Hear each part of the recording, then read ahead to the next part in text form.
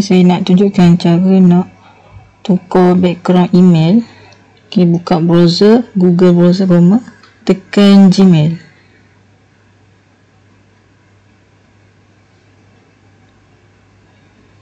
Okay, kalau nampak dekat sini, background belakang ni lain, dah ada gambar lah.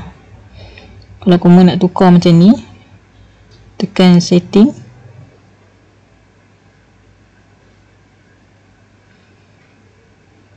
Kemudian pilih theme. Dekat sini ada banyak lah. Tekan je. Dia akan tukar.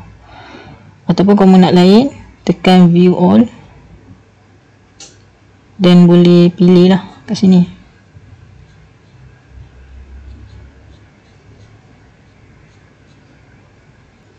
Ataupun kamu boleh tekan dekat my photos.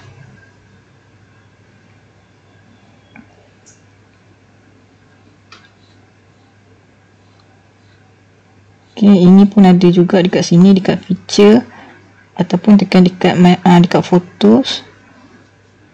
Okay, yang ni gambar dekat Chrome punya galeri. Okay, sebagai contoh saya akan ambil gambar dekat sini.